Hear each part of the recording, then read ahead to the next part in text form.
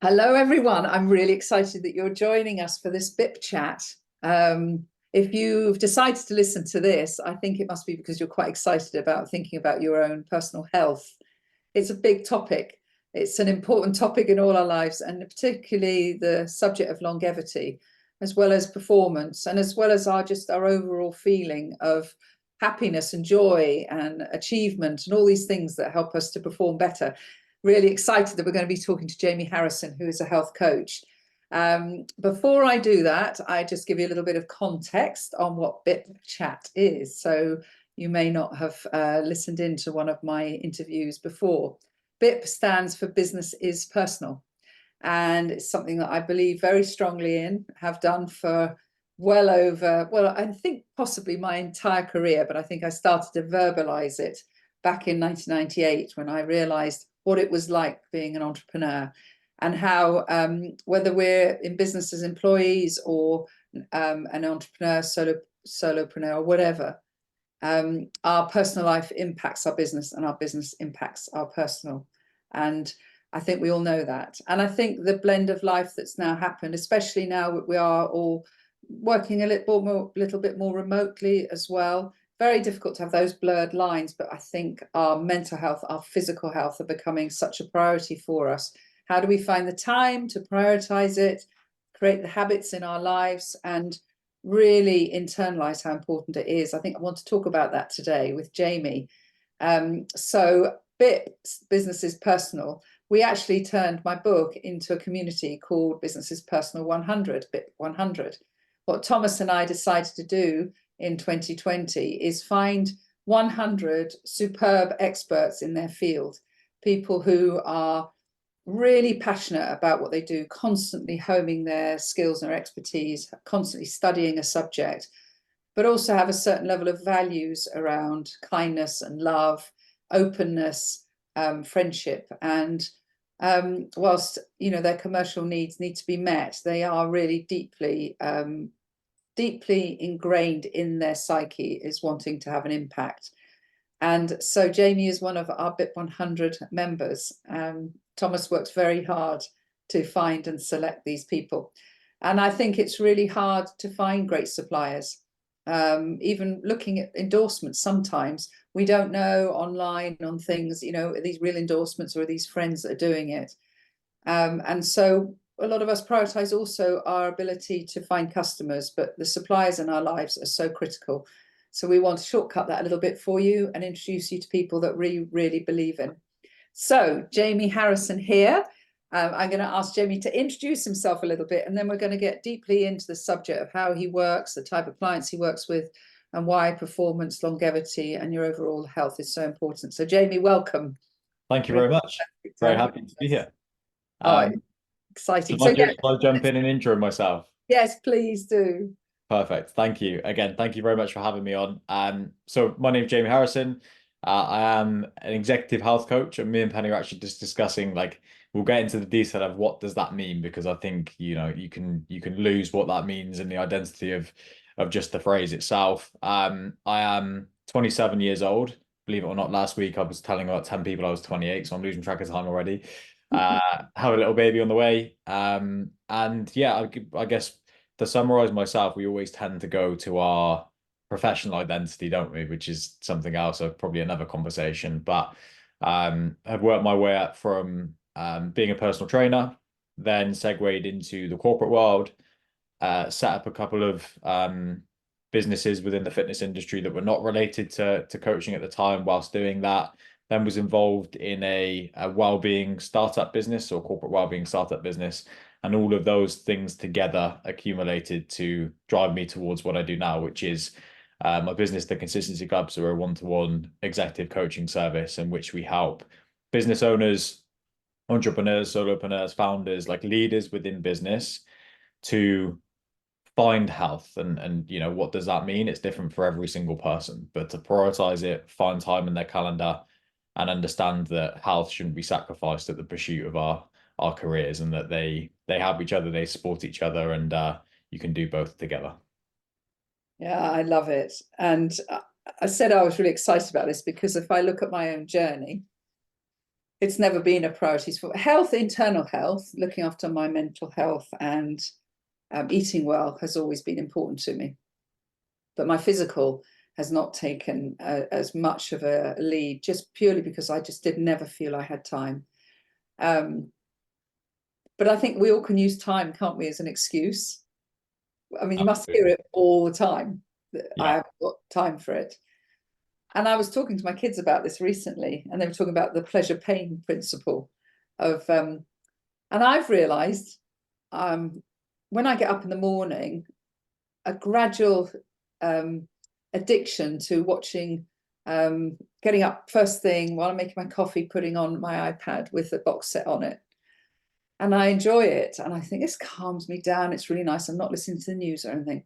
What's happened over the last few months is that has taken over, the pleasure of that has taken over the commitment to the pain of going out and doing exercise. And so modern living, I have realized modern living, where we tend to look for the pleasure because everything else seems quite hard, must be something that affects a lot of us. Is that something you hear? Yeah, absolutely. Going back to the first point of time, before I get to the point of actually conversing or having a call or meeting someone in person, if I was to just have a text exchange with them, for example, and they don't have the ability to converse, the initial point they go to, if I prod and ask the question, like, why don't you prioritize your health? It's always, I just don't have the time. I'm super busy. I've got children. I run a business or I lead a team, even in senior management, like they put a lot of energy into their career and they already feel like they're drowning or they're at the threshold, right? Trying to split the social life, the work life, the time with their family. So then to have the mental bandwidth to start to plan and actually physically execute on a fitness regime, working out, whatever it may be, seems daunting. And so they never start. And I would never go to the point, because I've been there. I'd never go to the point of saying it's not a real world issue, because it does feel like it in that particular moment. But when you actually reverse engineer everything, there's pockets of time for optimization. And a lot of it comes from a lack of self-confidence to actually go and execute. They don't want to let themselves down. They don't want to overpromise and underdeliver, Mm. which is, a topic that we can get into as we move through the conversation. But that the pleasure and pain, the kind of instant gratification versus the value and the gratification we get down the line, the results down the line is a very, it's an interesting one. It's the thing that keeps people snoozing their alarm and in bed for that extra sort of 10, 20 minutes. It's the thing that, like you said, it forces you to stay and watch that extra episode of the box set rather than going and doing your run or getting your steps in or hitting the workout. And it's an interesting topic, and it's when you start to understand, you can sit outside of your thoughts and you can look at them and you can reference it and go, actually, why is it that my mind prefers those things right now? You can start to make sort of almost data-driven decisions on the back end and push yourself out of that comfort zone, which is obviously a huge part of what we facilitate, is providing the education of why do you feel that way, and then the plan at which you can overcome that. Yeah, it's very, very good. Just before that, I'm going to ask a question more about that, but just before we do it, for some reason, your screen has frozen. Can you see it? Oh, have I? Right, okay. Does it Let me, look like it has at your end? Doesn't matter because we all know what technology is like. yeah, do you know what it does? Let me see if I can switch. Let me just see. Oh, there you go. That's I'm better. back. Right, There we now go. go back to your other one again because it was nice, the other screen, but don't worry about this because we all are, that's it. There we go. You've come back. Brilliant. It was great where it froze because it was you putting your thumbs up, but Yeah. it was nice. I was thinking that's actually a lovely picture. Um, So yeah, I mean, everybody will use the time, and what's interesting is the more exercise I do, the more energy I have, and more I'm likely to be able to get up and 6 o'clock in the morning and feel I can get going and get to the gym. So tell me a little bit about how an executive coach works. I love to get this scenario over of how, say if I contacted you and said, look, I need to start beating myself up a bit more about my health. How would it work? Yeah, of course. So, the initial introduction, the initial conversation is always from our side a fact find, because health, fitness, longevity, however you want to label it, is so subjective. Genetically, preferentially, from the life you live, where you want to go in terms of your goals, the responsibilities of your day, and the time you have are all subjective to us. So first and foremost, we spend some time with that person before we even get to the fact of, okay, this is our service and this is the investment. What does your life look like? Where do you want to be? Why aren't you that person? And can we get you there? Because, I mean, we're specific, we're world class at what we do. We're not a fit for everyone, and that's fine. So that's number one, is understanding like where's the quick win and the instant value within your lifestyle now, and can we facilitate that? Typically, because of the nature of people that we're speaking to, executives, business owners, people with responsibility within business, the answer is yes, because we have a blueprint for that. So should they come on board, should they decide now is the time to invest in my health if they feel like they haven't been doing so, the first thing we will do is what we call a solution design assessment. So that is where we will go through a full lifestyle assessment. We spend some time with them, again, on a call, and we got a worksheet that we go through, which basically plots out a good week and a bad week for them. And that forms the foundation of anything we do. So a good week, for example, could be I'm at home, I don't have any travel. I've got a busy work week, like we're still busy, but I'm not traveling, I'm not on planes, or I've not got, a 3-day business event, for example. And then we plot a bad week. And of course, there's a certain amount of flexibility within these two things. Then we plot a bad week. So, I'm on planes, I'm traveling, I'm in the US, or whatever it may be, whatever it looks like. Those things that throw you completely out of routine. So you end up relying on airport food or supermarket food or client entertaining and a little bit too much alcohol, not being in the gym or having your home facilities to utilize. So we take those two scenarios. For everyone, they're different, but we plug those into the solution design phase, so we understand what we're actually building for you is relevant to your lifestyle. So you don't look at it and go, Jamie, I've told you what I do. How the hell am I going to execute on that? Yeah. We then do a health assessment. Now that sounds very, very broad, but what we go through within that is that any previous health issues, any data that we do have access to, maybe it's blood work that they've had done previously. And then we go through a bit of a feedback session in terms of previous injuries and build almost a bio profile of them. So how is their health as summarized by them as an individual? And then what data can we extract that allows us to give our opinion on that situation as well? And then we go into the designing success phase, or defining success phase, I should say. So anyone who comes to us is obviously looking for the result. So we get really granular with not just what they want to achieve, but why they want to achieve it. Because if you don't, and this is a big thing actually within a fitness journey, if you don't ask the more existential questions, which I don't believe a lot of people do, then you end up losing purpose on that mission at some point. So people who come to me and say, I need to lose, whether it's 5 kg, 10 kg, or pounds if you're American, 15 kg, whatever it may be, like that's brilliant, and I can facilitate that for you. Why do you want that?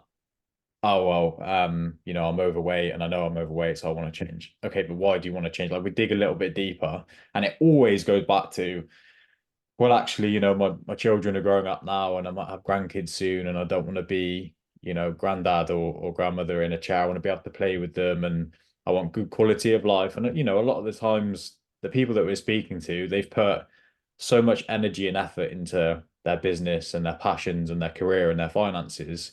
You've got to have the ability to enjoy that as you move through life. So we get to the existential root of why they want to achieve that, and that goes into the document and that goes into the app. So they've got almost a constant reminder of that. So because there's on any fitness journey, there's highs and lows, there's peaks and there's troughs, and it's there's going to be a level of mental resistance and resilience you're going to have to overcome and install within your life. I'm not going to promise it'll be easy every single day. So we rely on that. And then we go into setting timelines to those goals. So we go back to the initial one. If they say they want to lose, 10 or 15 kg, we'll then assess the lifestyle and say, okay, if we're going to do this in a healthy, measured manner for the sake of sustainability and longevity of the result, and there, like if you ask anyone in the consistency club, those two words, other than consistency, are the most commonly used: sustainability and longevity. If we're going to execute with those in mind, then you're not just going to achieve these results, you're going to sustain them and they're going to be with you for the rest of your life.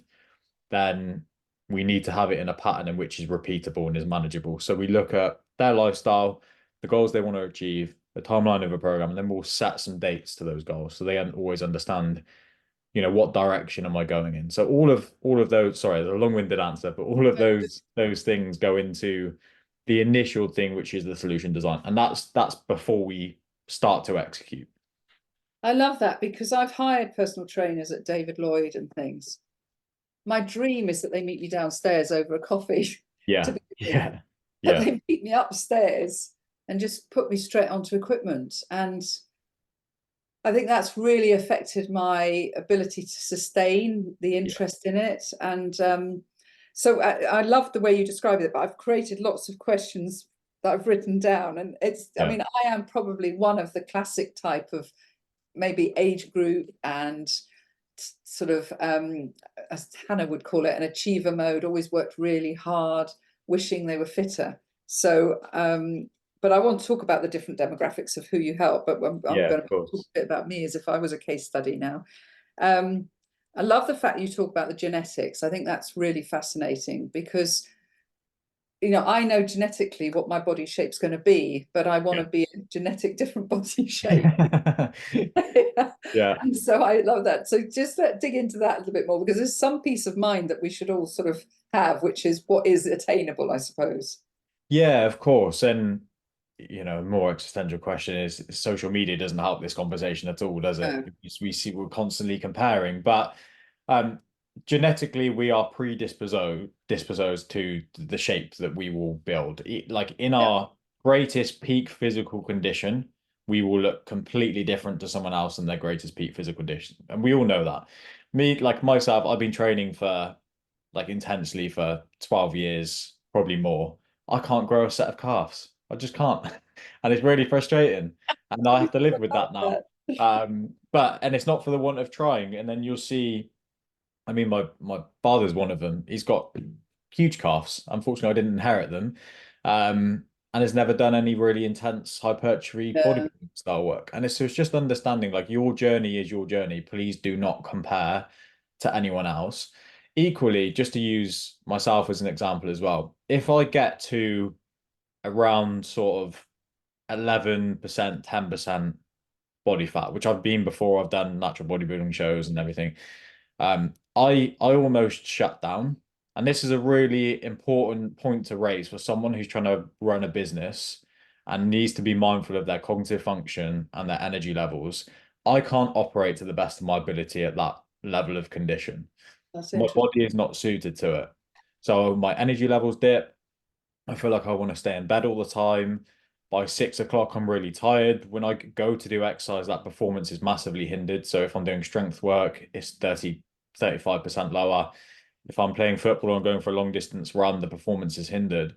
So I need to be really mindful of that. Now, we will all know a person, whether it was growing up or now, that you can look at them and they've had, us men will relate, a six pack their whole life. They've always been lean.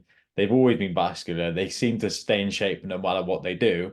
And that's how their body operates. Their metabolism's in a position in which it processes foods well. And that's where the body likes to lie. So those two scenarios are completely different. If you're talking about how you want to look on a beach walking down, in your undies, that is a different conversation to actually what does optimal health look like for the sake of longevity, for the sake of and relating it back to business, it's important to understand like our business easily becomes our identity, but we are separate to our business, and so we serve it.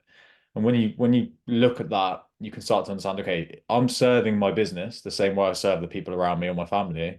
I need to be the best version of myself to do that. Mm. Am I the best version of myself? And if you've not got a system that's improving your health, the answer to that question is inevitably no. So, yeah, it's an Genetics, I interesting one. do find that brilliant.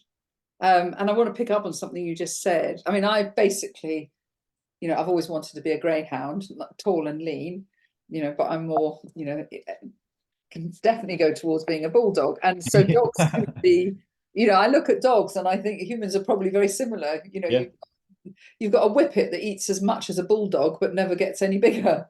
yeah, It's a tough one, but yeah, so I want to look in at what you just said, because I did a period of working really hard in the gym to rehabilitate. And it didn't energize me at all. I Yeah. was so exhausted all the time. So that to me, so how do you find what's the optimal type of exercise for someone that would be the right one for them? What's the way you would do that? Yeah, of course. So, you know, probably less important in that conversation in terms of optimal exercise. More important is outside of the training, what are you doing and what does your lifestyle look like? So Right. there are some fundamental basics to exercise that you could put, most people through and they'll achieve a result. Whether that's threshold heart rate training through running or cycling or whatever it may be. So you're moving up to zone 5, fluctuating between 3 and 4. You're building that kind of VO2 max. You've got your base building, so slightly longer zone 2 heart rate work. So this could be a fast-paced walk for some people, or it might be a slow cycle or a really steady run in which you're elongating your heart rate in that zone 2 phase, meant to be really good for oxidizing and is really good for oxidizing fat, for example. You've then got hypertrophy work, you've got strength-based work, you've got volume training. All of these things, if you put people through them, they'll have a predictable effect. It's just the amount of that effect will be different depending on the individual.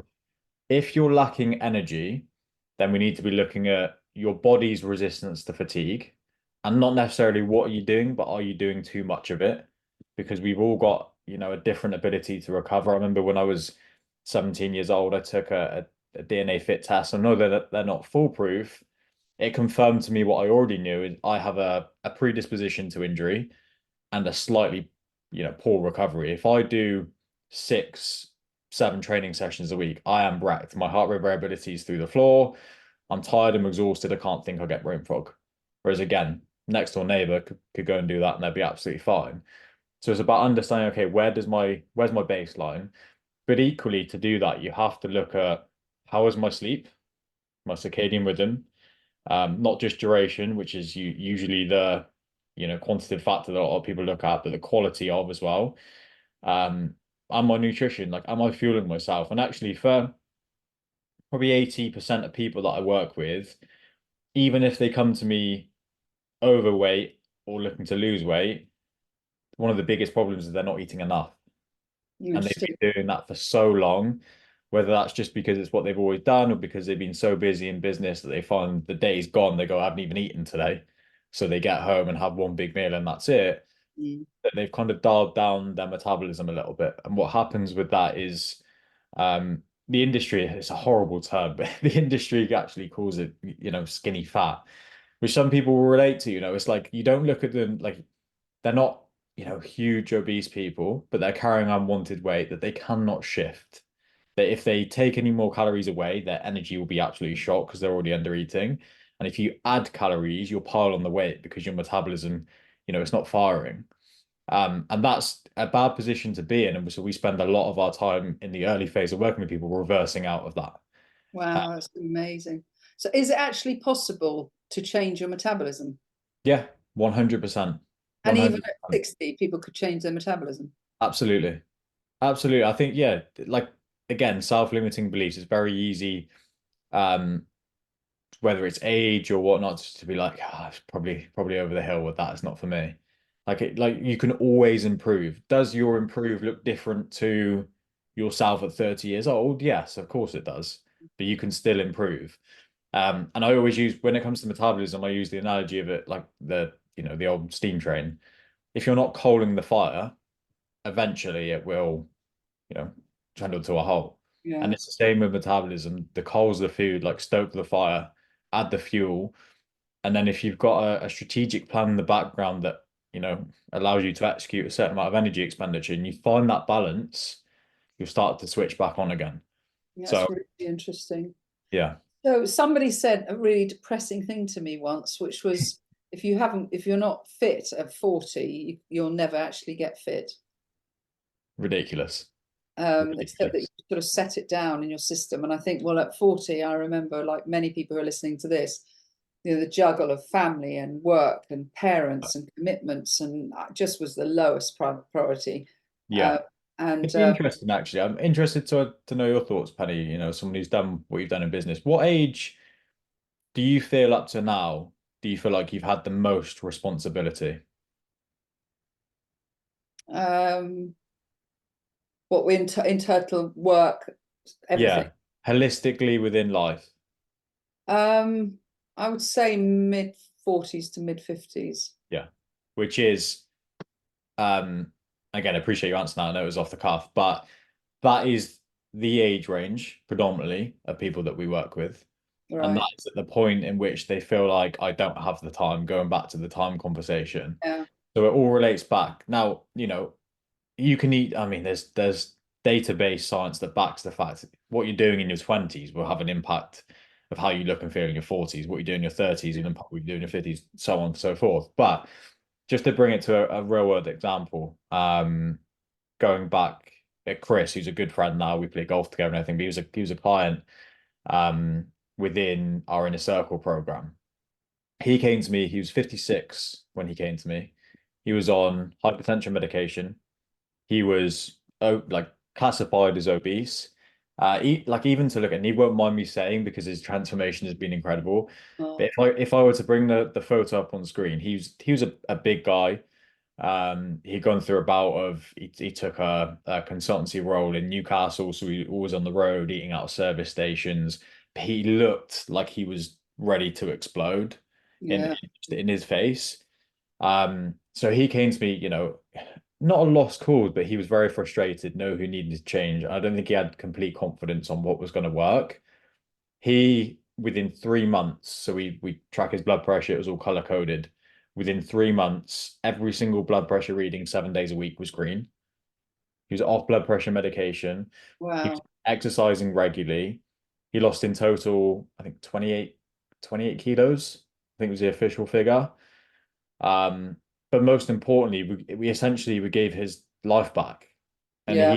he had comments from he was actually setting up or scaling his consultancy at the time, so it helped with his cognitive function, win the morning, build the habit, so you can serve that as you build your business. But even his daughter Betty commented like you're a better person to be around, you're more fun to be around, you're more vibrant. His wife was thankful, and on paper he was in a position where he was like, he didn't have much time. He traveled all the time. He felt like he was a lost cause. He was 56 years old, on medication, and had been for a very long time. Amazing. So I think it was a bit of a caution to the wind in joining. So it's like a And big what type message. of exercise? I mean, because I think what I tend to do is I over periods of none, and then I try and hit it really Yeah. hard. So Yeah. what type of exercise would Chris, for example, somebody who's been in that place, how would they build up? I mean, to have those results over 3 months, how would they build up? What sort of exercise would they start doing? Yeah. And what you just said is so important. I just want to start there, building up. So Yeah, that's what we did. Like what happens with so many people, and hopefully many listening will resonate. We kind of ride that wave, the peaks and troughs. We get to a point where, and it's why we get the January rush, right? Because we're drinking too much alcohol over Christmas, we're eating a little bit too much food, it's all a little bit more relaxed. We tend to, fill up a little bit in the winter months, and then we're kind of at like peak motivation. And that motivation starts to turn into frustration with ourselves. yeah, Like, I come on feel now, that. like I really need to do something. Now, what that does, when we've got that level of frustration, it almost provides an accountability source. So whether we sit down with our iPad or our phone or our pen and paper, or we just mentally do it, we start to think, do you know what? I'm joining the gym, or I'm going back to the gym, or I'm going to call the personal trainer I used to use, or whatever it may be. And you throw yourself into it. If the PT was like, okay, yeah, how many do you want to do? Let's do 2 a week. Maybe let's do 3 a week. Or if you're just writing it down yourself, do you know what? I'm going to do Monday, Wednesday, Friday. I'm going to do a run on the weekend. I'm going to try the 5-2 diet, or I'm going to try intermittent fasting, whatever it may be. You throw yourself into this environment, and going back to those two words of, sustainability and longevity, there isn't any, because what you haven't done is taken a look at your lifestyle and why those habits tend to slip in the first place, and then reverse engineered it into a system which is maintainable at the start. So you'll get, and the issue with that is you do get instant gratification from it, because you go do from doing nothing to, 0 to 100, you get some quick results. So like, my God, what I'm doing is incredible. I've lost 2.5 kilos this week. Let's maintain this. And the same sentiment goes, like you'll get to a point, whether it's 2 weeks down the line or whether it's, 6 weeks down the line, you just burn out. And Mm. burnout could be weight store because you're not eating enough anymore, so you're not fueling yourself for your sessions. Fatigue goes up, or it could literally just be, maybe some business travel because you were away, you haven't got the system that allows you to execute. And so you just throw it all out the window. You come back and it's really hard to get back on the horse. So it's different for everyone. So what you said there, like start at the ground up. So just going back to your initial question around Chris, what we did for him was walking initially. So just giving him a step count to work to and some mobility work. Because what I didn't want to do, we knew the goal was to get him because he used to resistance train. He used to be quite a strong powerlifter actually, but to get him straight back into that, you're putting yourself at risk of injury. So steps, step count, and mobility work. So almost like a form of resistance yoga was what we implemented. And that got his mind right before anything else and got his baseline expenditure up. Obviously, we had to fit it in terms of the steps, we had to fit it around the schedule in terms of travel. And then we fixed his nutrition. And you do those two things alone, and it facilitates the result. And once you've got, some early result, you then gain momentum. And momentum's really important. And then all we did then is just as we go through, we kind of add things in, we dial it up, get to a point in which he's comfortable, then we go, feel like we can add in some resistance training now? Yeah, go on, let's do it.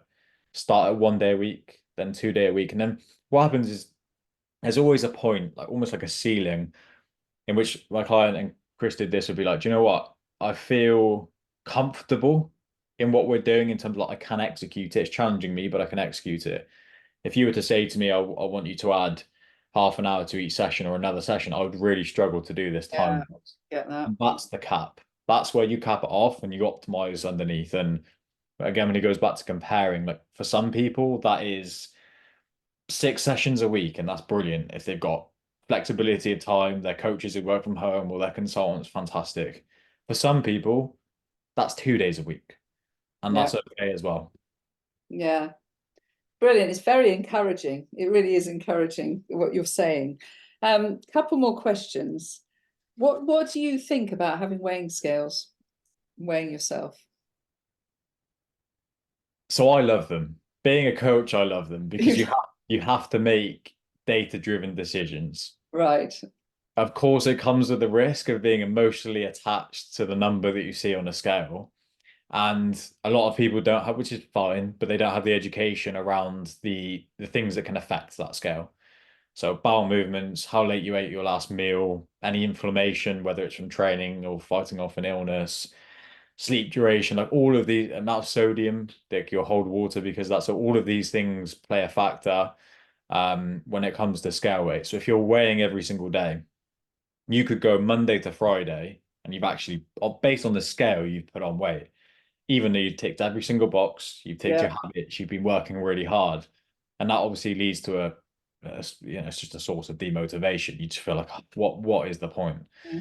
But actually, it's about understanding, and this is a huge part of the education we provide of what is going on Yeah. from a physiological aspect internally. We need the data because I need to see trends, Yeah. but you have to be able to emotionally detach from the number you see and trust in the process. So, Yeah. I get that. um, yeah, it's an interesting one, and there is times with clients, I would always push, particularly on the early phase, like the first 6 weeks. I want you to weigh every day because I'm gathering as much data on you as Right. possible. But depending on the individual, there's value to cutting that down, sometimes even to once a week, just so you can kind of separate yourself emotionally from that number and kind of trust in the process a little bit more. Yeah, because it can really dictate your mood. I don't know whether Yeah, that's just a woman's thing, but I'm sure men feel it. You can get on it and you can feel good, and then you get on it and you think, oh crap, and then it just yeah, can change your mood. So it sounds to me when I'm listening to you, although it's good to be aware of your weight and how whether you're putting on weight too much. It sounds to me actually weighing scales are good when you're in a situation working with an executive health coach like yourself. But when correct. you're not doing anything, Yes, then it's 100%. yeah, Yeah. And if you were to um tread the path yourself and try yourself, then I would probably recommend you still need a structure around weighing because what gets measured gets improved. It's the same as business. You need to plan, budget time, take those basics of business and install them into your health. But reducing that number will be beneficial. But again, it comes down to education. I think a lot of people are guilty, and I'm guilty of it in other things as well. Of we download a lot of information now, so we listen to podcasts. Ironically, what we're doing now, or we read books. But actually, like, what level of information that we receive from those things that we actually go and test and implement? It's probably not even 5%. We No. register it, we go, God, and that's one thing I hope people take from this podcast. Like, take something I've said today and please go and implement it or test it, because it's so easy to turn this off once it's done. Hopefully they get to the end. Yeah. And go about your day. Before you know it, you're in another business situation, or you're home, you're cooking for the kids, and the next day's gone. You haven't, you've mostly forgotten the information. So I would say, yeah, like, limit. And to be honest with you, you could not weigh for the first 4 weeks of your journey. And if you're doing everything correctly, you'll feel the difference. You'll Yeah, feel I couldn't yourself tighten up, you'll feel more energy, you'll feel like you've got more energy, you'll sleep better, you'll perform better. Weight is simply a metric to tell us that things are moving in the right direction over yeah. time. And And that's when people use this scenario of I've not lost any weight, and people say, well, maybe it's gone into muscle because yeah. muscle's heavier than fat. But how long would that actually take before muscle starts to overtake fat, really? Yeah, I mean, again, it goes back to the subjective conversation. So everyone's different. Right. There is a very real potential for and this has happened with many clients I've worked with, for you to recomp, what I would call recomp or recompose in the early phase. And that's because you're adding a novel stimulus. So if you take someone, for example, that hasn't done resistance training before, and again, for the sake of value on this podcast, please build in some resistance training into your workout schedule. Not because you want to be Mr. Olympia, but just for the sake of longevity, for bone density, joint health, musculoskeletal strength, particularly as you age, super important. Um, but yeah, I think, confirm the question for me. I went off on a tangent. Well, I think it was just this muscle fat scenario. Yes, of course. Yeah, sorry. So yeah, like, recomposing, you can 100% do it, and I see it all the time. It does take some, and it also depends how much of a deficit you're in, like a caloric deficit. If you're in a pretty large caloric deficit, you're not going to be laying down foundational muscle. Like, Yeah. very, very hard to do so, particularly as we age. But there is a point in which the scale will start to teeter, and you might look at yourself, and this is why we always take photos as well. We'll look at your physique and we'll see that, like, there's definite density improvements. Maybe there's some what we would call fullness in the industry, which is where your muscle on an intracellular level is full of glycogen or full of water, and you can see that. And when that process is happening, you can see actually the physique starting to develop. But on the scales, things haven't really moved. Condition looks better. So again, photos are a really important metric. If you're going to go on your own journey, take periodic photos of yourself, and because you can analyze them, and you can Yeah. always, they're not going to change every single week, but the ability to develop muscle and lose fat at the same time exists. Mm. For some people, it's a very, very short window. For some people, that window is elongated. Again, it comes back down to Yeah. genetics, the scenario, how much you're training, the food, etc. That's why we need individual support, really. So as we close off, if somebody's listening, if it's an online, you support executives online, don't you? As well. Yes, yeah, They don't have to be yeah. physically be seeing you in a gym, for example. How does No, that work? absolutely. Yeah, so we're 100% remote. So we work with a lot of people in the UK. We've got a lot in the US, Singapore, South Africa, Australia, which is brilliant. And the reason we're remote, like I said, I used to be a personal trainer, but going back to what you said around the experience you've had with your personal trainer, around you're on a piece of kit and you're out. Unfortunately, the way that service is set up, you're essentially become, and I've built some brilliant relationships with some incredible people. So not to dog on the industry, but you become a bit of almost a glorified rep counter. And because you're on the hour, what happens with that is, let's say you've got four people back to back, you've then got a very hurried lunch, you've then got four people back to back again. So, it only takes one person to be 5 minutes late. So you have to cut their session short. You're kind of bouncing from person to person. Now, you've paid me for an hour within that situation. So I need to get you in, get you warmed up, provide value within the session, and get you out ready for my next person to come in. So it all becomes a bit rushed. And what happens in that instance is it's solely focused on training. And training, exercise, and working out is just one, say one small facet, it's one facet of health. Yeah. If you look at it holistically, they may send you, and I did this for some clients, a PDF meal plan or some structure or a habit list to execute outside of training, but there's no accountability provided on that. Like what I used to do with my clients, rather than, sit downstairs and have a coffee with them, I'd always stick them on a cardio. It sounds horrible, doesn't it? Stick them on a cardio bit kit, but I'd get them onto a piece of cardio equipment and I would talk to them. Yeah. And just understand, first and foremost today, how are you feeling? Any injuries? How was your sleep last night? And that process would dictate the session that I was about to put them through. When it comes to the consistency guide, why it's 100% remote now is because, like I said, training is one element. We still do exercise movement analysis, which we do through videos. We'll still analyze form, make sure they're doing it safely. But we train the mindset to be able to put yourself through an intense workout. And when you learn that, because that is a learned skill, That's that good. will serve you for the rest of your life. If you're relying on someone being there and dragging you through it and telling you need to do a few extra reps or run that few extra 100 meters, you're going to need that support system in person for the rest of your life. So that's the Yeah, I know, first I've thing that we, experienced that. yeah. So Yeah, that's the that's first thing we read out. disempowering in a way, isn't it? You just don't, Yeah, it's disempowering. I think I've actually experienced that.